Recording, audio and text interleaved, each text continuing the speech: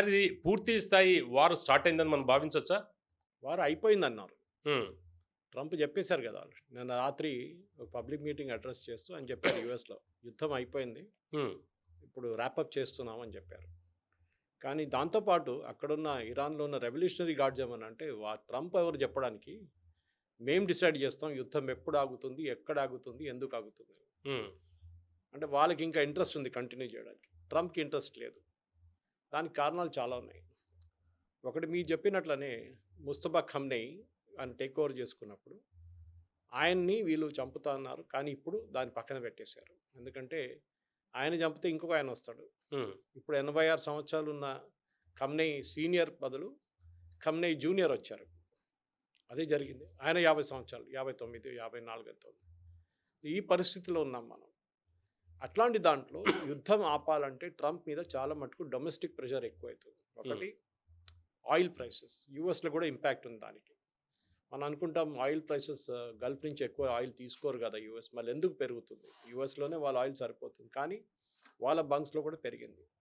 Europe వైస్‌లో gas and oil 2 పెరిగినాయి. ప్రతి దేశం మీద ఇంపాక్ట్ ఉంది. ఇంక్లూడింగ్ మన దేశం మీద. మన దేశంలో ఆఫ్‌కోర్స్ పెట్రోల్, డీజిల్ ఇట్లాంటి దాని మీద లేదు గానీ, గ్యాస్ మీద కొంచెం ఇంపాక్ట్ ఉంది. యెస్. దానికి కారణాలున్నాయి. ఒకటి ఎందుకంటే ఖతార్ మన మెయిన్ సప్లయర్ ఆఫ్ గ్యాస్. వాళ్ళు అది ప్రొడ్యూస్ చేయలేకపోతున్నారు. కానీ ఎల్‌పీజీ మన వైపు నుంచి ఇక ప్రొడక్షన్ పెంచుతున్నారని చెప్తున్నారు. సో, బహుశా ఎల్‌పీజీ ప్రొడక్షన్ పెరిగిపోతుంది. కమర్షియల్ తగ్గిస్తున్నారు. ఎందుకంటే కమర్షియల్ ముందు డొమెస్టిక్ ప్రయారిటీ ఇవ్వబోతున్నారు. హ్మ్. పైప్డ్ గ్యాస్ గేటెడ్ కమ్యూనిటీస్ లేకుంటే అపార్ట్మెంట్స్‌లో పైప్ గ్యాస్ కూడా వాళ్ళు ప్రయారిటీ ఇస్తా అంటున్నారు. గవర్నమెంట్ ఏం చేశారంటే పెట్రోకెమికల్స్ అండ్ పెట్రోలియం అక్కడ ఉన్న దాన్ని కూడా తగ్గించి ఆ క్వాంటిటీ ఇక్కడ డైవర్ట్ చేస్తున్నారు. ఓకే. కావాలంటే ఆ ప్లాంట్స్ అన్ని మెయింటెనెన్స్‌లో ఏసేస్తారు కొన్ని రోజులు. ఇది ఒక 2, 3 వారాల తర్వాత మొత్తం సద్దుమణిగినప్పుడు తర్వాత ఖతార్ ఎప్పుడు ప్రొడక్షన్ మొదలు పెడతారో దాని మీద ఉంటుంది. ఎల్ఎన్‌జీ గూడా ఒకటుంది గదా! ఎల్ఎన్‌జీ అది అంతా ఖతార్ నుంచే మొత్తం. Hmm. Same thing comes from there only. So, ఈ మన దగ్గర ఇప్పుడున్న పరిస్థితుల్లో మనకి రష్యా దగ్గర నుంచి కూడా మనం కావాలంటే గ్యాస్ కొనుక్కోవచ్చు. Gas there are many sources. Qatar is the biggest, Iran second biggest అనమాట. సో, దాని తర్వాత కూడా చిన్న చిన్న దేశాలు చాలా ఉన్నాయి. కొనుక్కోవచ్చు. కానీ ఖతార్ కూడా ఎన్ని రోజులు ఉంచుకుంటారో అది కూడా ఖతార్ డౌట్‌ఫుల్. వాళ్ళు ఇవాళ రేపు ప్రొడక్షన్ మొదలు పెడతా అంటున్నారు. హ్మ్. చూడాలి. ఎందుకంటే వాళ్ళ మీద డ్రోన్ స్ట్రైక్ జరిగింది చాలా మటుకు. కొన్ని ఈవెన్ కువైత్ మీద జరిగింది. కువైత్ రిఫైనరీ మీద కొట్టారు. బహరీన్‌లో ఉన్న ఫిఫ్త్ ఫ్లీట్ మీద కొట్టారు. బహరీన్ రిఫైనరీ మీద కొడుతున్నారు. అవును. ఇక్కడ అబుదాబిలో కొట్టారు. దాని తర్వాత దుబాయ్‌లో ఎయిర్‌పోర్ట్ మీద కొట్టారు. మీకు తెలిసిందే. పామ్ జుమరియా మీద కొట్టారు. ఒక హోటల్ మీద కూడా మొన్న కొట్టారు. హ్మ్. ప్రతి దేశంని ఒక్కటి కూడా ఇడవట్లేదు వాళ్ళు. హ్మ్. సౌదీ అరేబియాలో కూడా అరామ్‌కో రిఫైనరీ మీద కొట్టారు. సో, ఇరాన్ స్ట్రాటజీ చాలా క్లియర్. మమ్మల్ని మీరు యుద్ధంలో దించారు. ఇప్పుడు మేము మిమ్మల్ని మొత్తం సత్యనాశ చేసి బయటకొస్తాం. మేము పోతాం గానీ మీరు కూడా తోడు తీసుకెళ్తాం మేము అని. ఇరాన్‌కి ప్రాబ్లమ్ ఏంటంటే ఒకటి వాళ్ళకి రెవెన్యూ లేదు చాలా సంవత్సరాల నుంచి. వాళ్ళు బయట అమ్మలేకపోతున్నారు ఆయిల్. వాళ్ళ ఆయిల్ ఎళ్ళేది ముందు ఇండియాకు ఉండేది. చైనా ఉండేది. చైనా ఒక్కరే కొంటున్నారు ఆయిల్. హ్మ్. డబ్బులు ఎంత ఇస్తున్నారో మనకు తెలియదు. ఎంతకు అమ్ముతున్నారో అది కూడా తెలియదు. ఆలోచించండి. Second largest gas producer in the world and third largest oil producer in the world. Venezuela, Saudi Arabia తర్వాత ఇరాన్. కానీ ఆయిల్ మార్కెట్‌కి రావట్లేదు. హ్మ్. ఇప్పుడు మీరు స్ట్రెయిట్ ఆఫ్ హోర్ముజ్ గురించి మాట్లాడారు. స్ట్రెయిట్ ఆఫ్ హోర్ముజ్ మీరు పక్కన పెడితే కూడా మిగతా చోటుని తెచ్చుకుంటే భారతదేశానికి ప్రాబ్లమ్ ఉండదు. హోర్ముజ్ నుంచి 20% మన వైపు వస్తుంది. మనకు కావాల్సింది. ఓకే. అది మనం తర్వాత గయానా నుంచో, వెనెజువేలా నుంచో, ఈవెన్ యూఎస్ నుంచి తెప్పించుకోవచ్చు. ఈవెన్ రష్యా దగ్గర నుంచి కూడా తెప్పించుకుంటాం. కానీ ట్రంప్‌కి ఇప్పుడు ప్రాబ్లమ్ ఏమొచ్చిందంటే ఒకటి పొలిటికల్ ప్రెషర్. హ్మ్. ఇప్పుడు నిన్న చూసిన దాని ప్రకారం ఆల్మోస్ట్ $5 బిలియన్ ఖర్చు చేశారంట. ఓన్లీ బాంబుల కోసం. హ్మ్. ఈ ఖర్చు పెరుగుతూనే పోతుంది ఇంకా. ఎన్ని రోజులు చేస్తారు? మీరిప్పుడు చేసిన దానికి ఇరాన్‌కేమైనా వాళ్ళదేమైనా లాస్ అయిందంటే యెస్. వాళ్ళ నేవీ, వాళ్ళ ఎయిర్ ఫోర్స్ చాలా చిన్నది వాళ్ళది. నేవీ కొంచెం షిప్స్ ఉండే అది కూడా పోయింది వాళ్ళది. హ్మ్. ఒక షిప్ మా దగ్గర ఉంది. కొచ్చిన్‌లో ఉంది. ఇంకోటి శ్రీలంకలో పడుంది. సో, అట్లా చూస్తే వాళ్ళకి వాళ్ళ గార్డ్స్, రిపబ్లికన్ గార్డ్ వాళ్ళ మీద కూడా కొట్టారు వీళ్ళు. సో, అది కొంచెం డ్యామేజ్ జరిగింది. వాళ్ళు ఇజ్రాయెల్ కొట్టారు స్పెసిఫిక్‌లీ. హ్మ్. కానీ ఇరాన్‌కి అప్పుడు కూడా ఇరాన్ రెస్పాండ్ అయితున్నారు. అప్పుడు కూడా వాళ్ళు డ్రోన్‌లు కొడుతున్నారు, మిసైల్ కొడుతున్నారు. కానీ నంబర్ తగ్గిపోయింది చాలా మటుకు. ఫస్ట్ డే కొడుతుంది చూస్తే సెకండ్ డేకి అది 50% అయింది. అక్కడ 40% అయింది. అక్కడ 30 తగ్గొస్తుంది. నేచురల్లీ వాళ్ళు కన్జర్వ్ చేసుకుంటున్నారు. అన్నీ కొట్టట్లేదు ఇప్పుడు. తర్వాత చూసుకుందాం అని చెప్పి. ఇప్పుడు ట్రంప్ ఏమంటారు? నేను ఆపేస్తాను. మేము గెలిచేసామంటారు. ఏం గెలిచారని ఎవరికి తెలియదు. మీ ఆబ్జెక్టివ్ ఏముండే ఒక యుద్ధం మొదలయ్యే ముందు ఒక ఆబ్జెక్టివ్ ఉంటుంది. మన ఆపరేషన్ సింధూర్లో మనం టెర్రర్ క్యాంప్ని డిస్ట్రాయ్ చేయాలి, మన ఆబ్జెక్టివ్ ఉండే, అది మనం చేసాం, అయిపోయింది అక్కడే. కానీ పాకిస్తాన్ మళ్ళీ పొడిగించారు. మనం 3-4 రోజులు వాళ్ళని కూడా ట్యాకిల్ చేసుకుని వాళ్ళ ఎయిర్ ఫోర్స్ బేస్ అంతా బాంబ్ చేసిన తర్వాత మళ్ళీ దిగొచ్చారు వాళ్ళు, సీజ్ ఫైర్ కావాలని చెప్పేసి. ఇప్పుడున్న పరిస్థితుల్లో ఇరాన్కి ఏమనిపిస్తుందంటే, మాకు ఎట్లయినా మాకు పోవడానికి ఏం లేదు, మొత్తం ధ్వంసం చేశారు, మా దేశాన్ని బాంబ్ చేశారు, మా ట్యాంకులు కొట్టారు, మా ఆయిల్ ఫెసిలిటీస్ని కొట్టారు, అన్నీ కొట్టేశారు. ఇప్పుడు ఇరానియన్ ప్రజలు వీళ్ళు ఏమనుకున్నారంటే, అమెరికా రోడ్డు మీద దిగొచ్చి అక్కడున్న గవర్నమెంట్ని దింపేస్తారనుకున్నారు. శ్రీలంకలో చేసినట్లనే, లేకుంటే నేపాల్లో చేసినట్లనే, బంగ్లాదేశ్లో చేసినట్టు ఇక్కడ కూడా చేస్తారనుకున్నారు. కానీ జరగలేదు. దానికి కారణాలు చాలా ఉన్నాయి. ఒకటి, ప్రజలు భయపడుతున్నారు. ప్రజలు అక్కడ మార్పు కోరుకుంటున్నారు కానీ భయపడుతున్నారు. ఎందుకంటే బసీజ్ అని చెప్పి వీళ్ళది ఒక పారామిలిటరీ యూనిట్ ఉంది, ఐఆర్జీసీ కింద పనిచేస్తున్నారు. అది వాళ్ళు ఎట్లా అంటే, వాళ్ళు బైకుల మీద తిరుగుతారు, చేతిలో గన్స్ ఉంటుంది, బైక్ల మీద తిరుగుతారు. తిరిగి ఎవరైనా బుర్కా వేయకుండా తిరుగుతున్నారా, లేకుంటే ఫేస్ కవర్ చేయలేదు, లేకుంటే ఇంకెవరైనా మొగ్గలతో నడుచుకుంటూ పోతున్నారంటే వాళ్ళని కాల్చి చంపేస్తారు. చేసేవాళ్ళు ఇదివరకు, ఇప్పుడు కూడా చేస్తున్నారు. ఇప్పుడు కూడా చేస్తారు. వీళ్ళు దీనికన్నా ముందు 1500 మందిని చంపినప్పుడు కూడా వీళ్ళే చేశారు అదంతా. ఐఆర్జీసీ డైరెక్ట్లీ చేయరు, వీళ్ళు చేస్తారన్నమాట. సో ప్రజలకు భయం ఉంది, రేపు మేము రోడ్డు మీద దిగి ప్రొటెస్ట్ చేస్తే మమ్మల్ని కూడా చంపేస్తారు. ఫుల్ కంట్రోల్ ఉందంటే ఈ లెక్కన. ఇంకా ఇంకెవరు ఉన్నారు అక్కడ? గవర్నమెంట్ వాళ్ళదే కదా. యుఎస్ ఏం చేయలేకపోయారు. మీరు లీడర్షిప్ని చంపారు కానీ సెకండ్ ర్యాంక్ లీడర్షిప్ పైకి వచ్చేసారు ఇమీడియట్గా. ఇది లెబనాన్లో కూడా జరిగింది. లెబనాన్లో ఇజ్రాయెల్ చాలా మంచిగా దీన్ని హ్యాండిల్ చేస్తారు. వాళ్ళు ఫస్ట్ లెవెల్ లీడర్షిప్ని కొట్టారు. ఫస్ట్ ఎవరు, హెజ్బుల్లా వాళ్ళది, ఓకే, నస్రుల్లా కొట్టినప్పుడు ఏమైంది, సెకండ్ రంగ్ లీడర్షిప్ పైకి వచ్చారు, వాళ్ళని కొట్టారు. ఇప్పుడు థర్డ్ రంగ్ లీడర్షిప్తో పోరాడుతున్నారు వాళ్ళు. సో ఇది వాళ్ళ స్ట్రాటజీ అన్నమాట. యుద్ధం ఆపడం అనేది అంత ఈజీ కాదు. యుద్ధం మొదలు పెట్టడానికి చాలా ఈజీ. 2 బాంబులు వేస్తే మొదలైపోతుంది. ఇప్పుడు అదే జరిగింది. అంటే ఇప్పుడు కమ్నీ హత్య తర్వాత వాళ్ళ కుమారుడు ముస్తఫాకి ఇచ్చారు.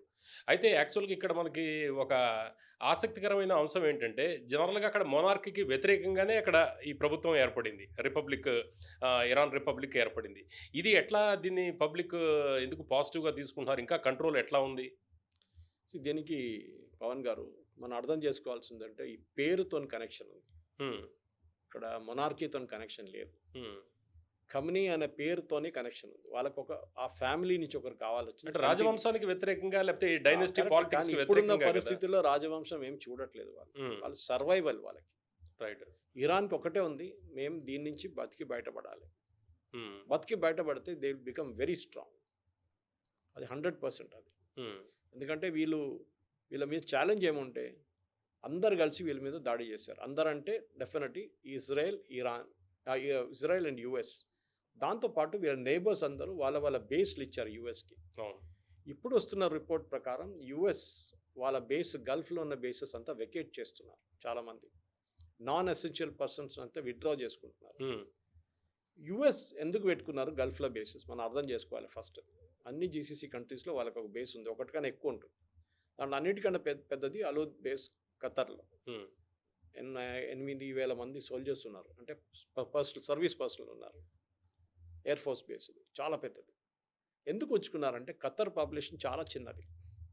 రేపు ఖతర్ గవర్నమెంట్ దింపాలంటే యుఎస్ అక్కడ లేరు అనుకోండి, ఈజీగా చేయొచ్చు. అంత పెద్ద ఆర్మీ లేదు, ఏం లేదు ఖతర్కి. ఒక ఒసామా బిన్ లాడెన్ లాగా వస్తే ఈజీగా 2 రోజుల్లో టాపుల్ అయిపోతారు ఖతర్ రేషియన్. సో వాళ్ళని అడ్డుకోవడానికి యుఎస్ని పెట్టుకున్నారు అక్కడ. అంటే అవుట్ సోర్సింగ్ లాగా ఇచ్చేసారు అంతే. Same thing Kuwait, same thing Bahrain, same thing Saudi Arabia. వీళ్ళందరూ మొనార్కీలు. అంటే ఇరాన్ ఒకటే లేదని చెప్పొచ్చు మీరు, కానీ ఇప్పుడు అక్కడ కూడా చూస్తున్నాము. మిగతా అందరు మొనార్కీ, వాళ్ళ ఫ్యామిలీ, దాని తర్వాత నెక్స్ట్ బయట వాళ్ళకి ఛాన్సే లేదు. వీళ్ళకి అందరికి అదే భయం. సౌదీ అరేబియాకి భయం ఉంది. ఇంత పెద్ద దేశం, సచ్ అ బిగ్ కంట్రీ. ఎందుకంటే వాళ్ళకి తెలుసు ఒసామా బిన్ లాడెన్ అక్కడి నుంచి వచ్చారు. Bin Laden family one of the biggest richest family అక్కడ. కన్స్ట్రక్షన్లో వాళ్ళు జాయింట్స్. ఆ ఫ్యామిలీ నుంచి ఒక ఎడ్యుకేటెడ్ అని ఒక ఇంజనీర్ ఒక టెర్రరిస్ట్గా తయారై రేపు కూడా కావచ్చు. మా ఆర్మీ అడ్డుకోలేరు. వాళ్ళకి టెర్రరిస్ట్, వాళ్ళకి దేశభక్తుడు అంతే. అది one man's terrorist freedom fighter అంటారు అదే. వాళ్ళ ప్రాబ్లం అది. వీళ్ళందరూ భయపడుతున్నారు. ఇప్పుడు రేపు యుఎస్ ఇది ఖాళీ చేసి వెళ్ళిపోయారు అనుకోండి, వీళ్ళు వణుకుతారు. వీళ్ళకి పోయింది అంత సంగతి. ఇరాన్ కొడతారు వాళ్ళు. ఇప్పుడు గల్ఫ్ కంట్రీస్ ఎందుకు యూఎస్‌ని మా దగ్గర నుంచి చేయకు మీరు యుద్ధం ఇక్కడి నుంచి చేయొద్దు అనేది ఒక రకంగా తిరుగుబాటు లాంటిదే. అంతే. ఎందుకంటే హ్మ్. వీళ్ళకి భయం ఏంటంటే ఇరాన్ కొడతారనుకున్నారు. కొట్టారు గూడా. హ్మ్. వీరు ఏం చెప్తారు వీళ్ళకి ఒక డౌట్ ఉండేది. ఇరాన్ మమ్మల్ని కొడతారు. హ్మ్. మా బేస్ మీద కొడతారు అనుకున్నారు ఫస్ట్. ఫస్ట్ బేస్ మీద కొట్టారు. కానీ దుబాయ్‌కి వచ్చినప్పుడు దేన్ని కొడతారు? యూఏఈలో బేస్ ఉంది. అక్కడ కొట్టారు. సారీ దుబాయ్‌లో బేస్ ఉంది. అబుదాబిలో. అవును. అబుదాబి బేస్ కొట్టారు. హ్మ్. దుబాయ్‌లో ఏముంది? Dubai tourism. బిజినెస్. టూరిజంని కొట్టారు వాళ్ళు. హ్మ్. అది వాళ్ళు పామ్ జుమరే కొట్టారు. ఎయిర్‌పోర్ట్ కొట్టారు. అవును. 75 మిలియన్ ప్యాసింజర్స్ ట్రాన్సిట్ చేస్తున్న ఎయిర్‌పోర్ట్ అది పర్ అవును. ఇయర్. దాన్ని కొట్టారు. దాని తర్వాత ఒక హోటల్‌ని కొట్టారు. అంటే వాళ్ళకి చాలా క్లియర్ వీళ్ళ ఎకనామిక్ ఎక్కడెక్కడ వీళ్ళ ఎకనామిక్ టార్గెట్స్ ఉందో దాన్నే కొట్టారు. హ్మ్. ఖతర్‌లో గ్యాస్ ఫీల్డ్‌ని కొట్టారు. ఇక్కడ అరామ్కోని కొట్టారు సౌదీ అరేబియాలో. ఫిఫ్త్ ఫ్లీట్ బహ్రెయిన్‌లో కొట్టారు. బహ్రెయిన్‌లో. అది కాకుండా మిగతా వాళ్ళ రిఫైనరీ మీద కూడా దాడి చేశారు. హ్మ్. ఇక్కడ కువైత్ మీద రిఫైనరీ మీద దాడి చేశారు. ఎందుకు ఒమాన్ వీళ్ళనంతా టాక్స్‌లో తీసుకొచ్చింది ఒమాన్. అందరికన్నా ఫ్రెండ్లీ ఉన్న ఒక దేశం ఒమాన్ హ్మ్. ఇరాన్‌తోని. వాళ్ళని కూడా కొట్టారు. సో ఎట్లయిపోయిందంటే పవన్ గారు కంప్లీట్ ఒక మిడిల్ ఈస్ట్ అనేది ఆ కాన్సెప్ట్ మారిపోయింది. వీళ్ళందరూ జీసీసీ అని చెప్పుకొని ఉన్నారు ఇన్ని రోజులు. ఇప్పుడు జీసీసీ పోయింది, అన్నీ పోయింది. ఎవ్వడు వాడి పని చూసుకుంటున్నాడు అంతే. హ్మ్. ఇరాన్ ఎప్పుడు కొడతారో వీళ్ళకి భయం ఉంది. ఇప్పుడు ఇదే పరిస్థితుల్లో యూఎస్ ఎక్కడి నుంచి వెళ్ళిపోయారనుకోండి, నాకేం సంబంధం లేదు, మాకు బేస్‌లు వద్దు, ఏమొద్దని వెళ్ళిపోతే, దెన్ ఈ కంట్రీస్ రేపు ఉంటుందో లేదో చెప్పలేము మనం. ఇప్పుడు చేస్తున్నారు. ఎందుకంటే వీళ్ళు యూఎస్‌కి పెద్ద ఒక ఆర్మ్స్ మార్కెట్. ఇప్పుడున్న ఈ పేట్రియట్ మిసైల్స్ కొడుతున్నారు చూడండి. ఇరాన్ డ్రోన్ పంపిస్తే, మిసైల్ పంపిస్తే అదంతా అమెరికా దగ్గర కొనుక్కున్నారు. కోట్లు పెట్టుకొని. హ్మ్. సౌదీ అరేబియా 100 F-35 సైన్ చేశారండి. వాళ్ళంత ప్రేమన F-35 అన్ని F-35 అక్కర్లేదు వాళ్ళకి. వాళ్ళకి 20 కూడా అక్కర్లేదు. వీడు అంటగట్టాడు వీడు అమ్ముకోవడానికి. అంతే. సో ఇప్పుడు కూడా అదే అంటున్నాడు కదా! మీరు హ్మ్. అడ్డుకోవాలంటే ఓహో! డ్రోన్‌లు వస్తున్నాయి, ఇరానియన్ మిసైల్ వస్తున్నాయి, అడ్డుకోవాలంటే మా దగ్గర కొనుక్కోండి. అవును. మొన్న యూఏఈ ఏం చేశారు? నిన్ను పక్కన పెట్టి అని చెప్పి సౌత్ కొరియా దగ్గర తీసుకున్నారు. హ్మ్. అది నిన్న బాగా పనిచేసింది. ఓకే. 2, 3 మిసైల్స్ ఇంటర్సెప్ట్ చేసింది అది. హ్మ్. అంటే ఇప్పుడు ఎక్కడి నుంచి తీసుకుంటారు వీళ్ళు కావాలంటే. అంటే రేపు మన ఓవరాల్‌గా అంచనాలు తప్పాయంటారా ట్రంప్‌వి ఈ విషయంలో, ఇరాన్ కంప్లీట్‌గా విషయంలో? తప్పయిపోయి. ఫస్ట్ ఆఫ్ ఆల్ ట్రంప్ ఈ యుద్ధానికి రావడమే తప్పు. హ్మ్. ఇజ్రాయెల్ గుంజి తీసుకొచ్చారు. దాంట్లో డౌట్ లేదు. ఇజ్రాయెల్‌కి ఒక ఆపర్చునిటీ దొరికింది. వీళ్ళందరూ ఒకరోజు కలుస్తున్నారు ఇక్కడ. అయ్యే రోజో తెలియదు. మండే ఉండొచ్చు, ట్యూస్‌డే ఉండొచ్చు, వెడ్నెస్‌డే ఉండొచ్చు, థర్స్‌డే ఉండొచ్చు, ఫ్రైడే, సాటర్‌డే ఏదో ఒక ఇరాన్‌లో రోజు. కమ్నీ. హ్మ్. లాస్ట్ సాటర్‌డే కన్ఫర్మేషన్ వచ్చింది. అది ఎప్పుడొచ్చింది? ఫ్రైడే రాత్రి వచ్చింది. సాటర్‌డే పొద్దున 9:15 తెహరాన్ టైంకి కొట్టారు. కొట్టి అక్కడి నుంచి వాళ్ళు విత్‌డ్రా అయితే అయిపోతుండే. కానీ వీళ్ళ ప్రాబ్లమ్ ఎక్కడుంది? పవన్ గారు మీకు తెలిసిందే. వీళ్ళు ఎంటబడేది యురేనియం మీద. హ్మ్. అక్కడే కదా అంతా మొదలైంది. అక్కడే ఎండ్ యురేనియం అయితుంది. ఎన్రిచ్‌మెంటే కదా ఇష్యూ. అది. ఇప్పుడేమంటున్నారంటే మేము ఆ యురేనియం అక్కడికి తీసుకెళ్ళిపోతాం. అది మీకోసం మిర్చి బజ్జీ పొట్లం కట్టి అక్కడ పెట్టారు కదా! తీసుకెళ్ళమని చెప్పేసి. హ్మ్. అంత అవును. ఈజీయా? ఆ! ఆళ్ళు ఎక్కడో ఇస్ఫహాన్‌లో ఎక్కడో లోపల దాచిపెట్టారు. ఏదో కొండ కింద ఉంది. మాకు హ్మ్. తెలియదు. వాళ్ళు చూసుకొని ఊరుకుంటారా? మీరొచ్చి దిగి మీ స్పెషల్ ఫోర్సెస్ వస్తారు. అది తీసుకెళ్ళినప్పుడు చేతి నుంచి కింద పడ్డదనుకోండి. ఒక చిన్న ముక్క కింద పడితే అలా అయిపోతది. అవును. అంత రేడియేషన్ మొత్తం. అవును. అంత ఈజీ కాదు. ఇప్పుడు ఏమైందంటే అమెరికా ప్రైమ్ ప్రాబ్లమ్ యురేనియం ఉండే. హ్మ్. ఇజ్రాయెల్ గూడా అంతే. యురేనియం ఎన్రిచ్ చేస్తున్నారు. 60% దాకా వచ్చేసారు. 90% కాగానే అబ్సల్యూట్‌లీ ప్యూర్ గ్రేడ్‌కొచ్చేస్తారు. హై గ్రేడ్ వెపన్స్ తయారు చేయొచ్చు. అంటే కొంత ప్రచారం జరుగుతుంది. కొన్ని వారాల్లోనే న్యూక్లియర్ వెపన్స్‌కి సంబంధించిన ఆ క్వాలిటీ, ఆ గ్రేడ్‌కి వచ్చేస్తున్నారు అనేది కొంత ప్రచారం జరుగుతుంది. అంటే కొన్ని వారాల్లోనే సిద్ధమయ్యేచ్చా? అది కాదు. అంత ఆ! లేదు. అంత ఈజీ కాదు. ఆ! చాలా కానీ టైం పడుతుంది. 60తోని కూడా మీరు తయారు చేసుకోవచ్చు వెపన్స్ కావాలంటే. అంత హ్మ్. మంచి వెపన్స్ ఉండదంతే. రైట్. రైట్. ఆ! 90కి వెళ్ళంగానే it will be high quality, high pure weapons ఉంటాయి. రేపు ఒక థర్మోన్యూక్లియర్ బ్లాస్టో లేకుంటే ఒక హ్మ్.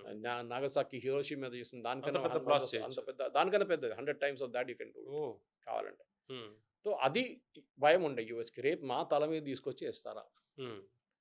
9/11 చేయగలిగితే ఇది కూడా చేస్తారు కదా! హ్మ్. ప్రాబ్లమ్ ఏమి లేదు పెద్దది. ప్లానింగ్ చేసుకుంటే అయిపోతుంది. వాళ్ళు చేయగలరు. ఆ భయం ఉందన్నమాట. ఇప్పుడు హర్మోజ్ జలసంధి విషయంలో కూడా వీళ్ళు అంచనా వేయలేకపోయారా?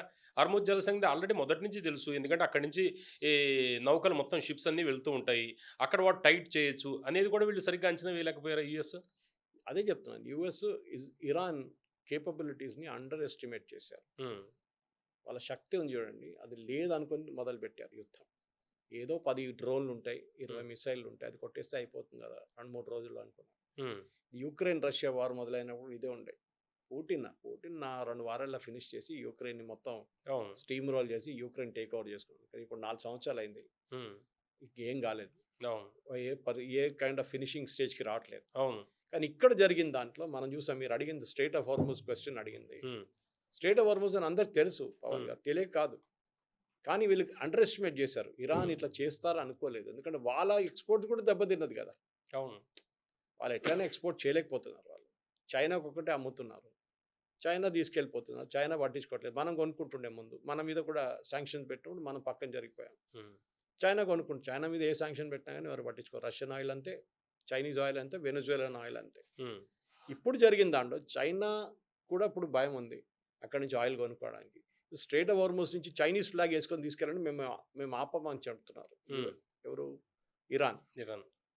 యూఎస్ కొడితే ఏం చేస్తారు? అదే చైనీస్ షిప్ని ఏదో హ్మ్. యూఎస్ బోట్ కొట్టి మాకు తెలియదని చెప్తే ఏమో చేస్తారు. అవును. ఇదే కదా. లేకుంటే హూతీల పక్క నుంచి కొడతారు అవును. కావాలని చెప్పి, హూతీలతో చేపిస్తారు. అయిపోయిందా? హ్మ్. ఈ పరిస్థితిలో ఉన్నారు పవన్ గారు. సో హుర్మూస్ క్లోజ్ చేయడం అనేది చాలా క్రూషియల్ ఉండే. సౌదీ అరేబియా క్రూషియల్ అది, ఇరాన్ కూడా క్రూషియల్. అటువైపు యమన్ ఉన్నది. హ్మ్. మీరు ఆ బ్లాక్ చేసిన రూట్ని యూఎస్ ఏమంటున్నారు, మేము మా షిప్పులు వచ్చి తెచ్చి ఇక్కడ పెట్టుకుంటారు. చెప్పి వారం అవుతుంది, ఇప్పుడు దాకా చేయలేదు. ఎందుకంటే అంత ఈజీ కాదు. అక్కడ చాలా మటుకు మైన్స్ వేశారు నీళ్ళల్లో. అది ఎక్కడుందో తెలియదు. ఎప్పుడు ఏ బోట్ని ఏ షిప్ని ఎక్కడ కొడుతో తెలియదు. రెండవది, వీళ్ళు ఇప్పుడు కూడా మిసైల్ ఫైర్ చేస్తే మీరు ఏం చేస్తారు? లేకుంటే డ్రోన్ ఫైర్ చేస్తే ఏం చేస్తారు యూఎస్? హ్మ్. రియాక్షన్ టైం తక్కువ ఉంటుంది మీకు. ఓకే. మీరు ఎన్ని షిప్స్ వాడుకుంటారు? మీరు ఎన్ని నేవల్ షిప్స్ వాడుకుంటారు? ఎంత ఎయిర్‌క్రాఫ్ట్ ఎయిర్‌లో పెడతారు? హ్మ్. ఇదంతా ఈ షిప్పులు తీసుకెళ్ళడానికి అంటే ఇది మందుపత్రం. అన్నమాట. సో ఈ పరిస్థితుల్లో స్ట్రెయిట్ ఆఫ్ హార్మోజ్‌ని ఓపెన్ ఉంచుకోవడానికి యూఎస్ చేసిన ప్రయత్నాలకి అట్‌లీస్ట్ ఒక ఎగ్జాంపుల్ పెట్టాలండి. హ్మ్. మీరు 2 షిప్పులు తీసుకొచ్చి పెట్టండి అక్కడ. చాలు. హ్మ్. మీరు ఏం చేయక్కర్లేదు. అదే వాళ్ళు చూసుకుంటారు. మీ దగ్గర అన్ని స్కానింగ్ ఉంటది. మీరు రాడార్ ఉంటది. మీరు చూసుకోవచ్చు ఏ వైపు నుంచి ఏదైనా మిసైల్ వస్తుందా? డ్రోన్ వస్తుందా? అని మీరు ఇమ్మీడియేట్‌లీ కొట్టి పడేయొచ్చు. 2 కొడితే కూడా బాగుంటుంది చూడ్డానికి. అరే! అవును. కొట్టారు కదా! ఇప్పుడు సేఫ్ ఉందనుకుంటారు. అప్పుడు షిప్ ఓనర్స్ రెడీగా ఉంటారు షిప్పులు తీసుకెళ్ళడానికి. ఇప్పుడు అది లేదు. మాట్లాడుతున్నారు ట్రంప్ అంతే. చేయట్లేదు. మనం ట్రంప్ చాలా మటుకు చూస్తే ట్రంప్ బిహేవియర్ ఇదే ఉంటది. మాటలెక్కువ, పని తక్కువ. ఇది డేంజరస్. ఇట్లాంటి పరిస్థితుల్లో ఇప్పుడు ఆయన చేయాల్సింది అది నేను చెప్పింది. షిప్స్ తీసుకొచ్చి 2 మేజర్ షిప్స్ తీసుకొచ్చి ఒకటి పైన పెట్టండి, ఒకటి ఇక్కడ పెట్టండి. కావాలంటే నడిమిట్లా పెట్టుకొని హెలికాప్టర్ నడిపియండి అక్కడికి. హ్మ్. షిప్ ఓనర్స్‌కి కాన్ఫిడెన్స్ వస్తుంది. ఇప్పుడు హర్మోజ్ జలసంధి విషయంలోనే ఇప్పుడు ప్రపంచ ఆర్థిక వ్యవస్థ మొత్తం ఇంపాక్ట్ అవుతుంది అనేది జరుగుతుంది. అంటే కేవలం ఆయిలే కాదు, సరుకు రవాణా మీద కూడా ఎక్కువ ప్రభావం ఉందంట కదా! దేని కరెక్ట్. దేని మీద ఎక్కువగా ఉంటుంది ప్రభావం? ఫెర్టిలైజర్, హ్మ్. అక్కడి నుంచి రావచ్చిన ఫెర్టిలైజర్, పెట్రోకెమికల్స్, హ్మ్. ఈవెన్ మన ఫార్మాస్యూటికల్ ఇండస్ట్రీ ఇంపాక్ట్ అవును. అవుతుంది దాంతో. అది కాకుండా ఇటువైపు నుంచి అక్కడ కూడా వెళ్ళాలి కదా! అవును. సో సిమెంటు వాళ్ళ దగ్గర తిండి లేదు, వాళ్ళ అక్కడ. దగ్గర బియ్యం లేదు, హ్మ్. కూరగాయలు లేవు. ఇప్పుడు నిన్న ఇండియా నుంచి 3 చార్టర్డ్ ఫ్లైట్స్ వెళ్ళింది. హ్మ్. మొత్తం కూరగాయలు, బియ్యము అన్నీ తీసుకొని ఇక్కడి నుంచి. ఆ లులు గ్రూపే పెద్ద ఒకటి చార్టర్ చేశారంట వాళ్ళే. హుహు. వాళ్ళ మాల్స్ కోసం. సో ఆలోచించండి. అంటే వీళ్ళ దగ్గర ఏం తయారు కాదు అక్కడ. కూరగాయలు గానీ, మిగతాయినవి అక్కడ ఎక్కువ లేదు అక్కడ. అవును. సో మిగతా అన్నీ బయట నుంచి తెచ్చుకోవాలి. మీట్ బయట నుంచి తెప్పించుకోవాలి. రైస్ బయట నుంచి తెప్పించుకోవాలి. అన్ని ఎసెన్షియల్ కమోడిటీస్ బయట నుంచి వస్తుంది. ఇప్పుడు అదంతా డిస్టర్బ్ అయిపోయింది కంప్లీట్‌గా. సో ఐ మీన్ ఇది అన్ని వైపుల నుంచి ప్రాబ్లమ్ ఉంది. మనకు ఆ క్రూడ్ ఆయిల్ రాకపోతే వాళ్ళకి తిండి లేదు అవును. అక్కడ. అవును. మాల్స్ ఎంప్టీ అయిపోతుంది. నీళ్ళు ఫర్ ఎగ్జాంపుల్ డీసాలినేషన్ ప్లాంట్ మీద కొట్టింది పెద్ద స్టోరీ అది యాక్చువల్లీ. చాలా మటుకు పబ్లికేషన్స్ అన్నీ మిస్ అయిపోయారు అది. హ్మ్. ఖతార్‌లో. ఖతార్‌లో. ఎందుకంటే వీళ్ళ దగ్గర కొన్ని కొన్ని రాష్ట్రాల్లో 80% నీళ్ళు దాని నుంచి వస్తుంది. సౌదీ అరేబియా అందరికన్నా తక్కువ అనుకుంటాను నేను. హుహు. ఎందుకంటే వాళ్ళ ల్యాండ్ మాస్ చాలా పెద్దదుంది. సో వాళ్ళు హ్మ్. డ్రిల్ చేసుకొని నీళ్ళు తీసుకోవచ్చు కావాలంటే. కానీ మిగతా చోట్లలో చిన్న చిన్న ఫర్ ఎగ్జాంపుల్ బహరీన్ లాంటి వాళ్ళు డీసాలినేషన్ చాలా ఇంపార్టెంట్. 90%, 80% నీళ్ళు దాని నుంచే వస్తుంది వాళ్ళకి. హ్మ్. అట్లాంటి టైంలో మీరు ఆ నీళ్ళు కొడితే ప్రజలు నీళ్ళేం తాగుతారు? మళ్ళీ మీరు ఇది బాటిల్ తెచ్చుకుంటారా నీళ్ళు బయట నుంచి? తీసుకురాలేరు కదా! సో హ్మ్. ఇది పెద్ద ప్రాబ్లమ్ కాబోతుంది. సో ఇరాన్ ఏమంటే మా డీసాలినేషన్ ప్లాంట్ మీద కొట్టారు. మేము మీ డీసాలినేషన్ ప్లాంట్ మీద కొడతాం అంతే.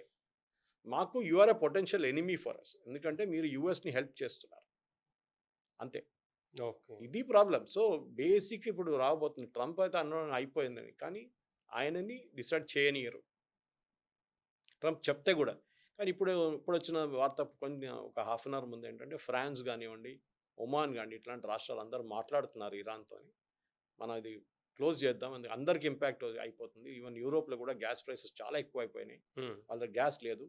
బ్రిటన్ దగ్గర 2, 3 రోజులకి ఉన్న గ్యాసే ఉందంట. హ్మ్. ఆ పరిస్థితికొచ్చేసి అట్లీస్ట్ మన ఆ స్టేట్‌లో లేము ఇక్కడ ఇండియాలో.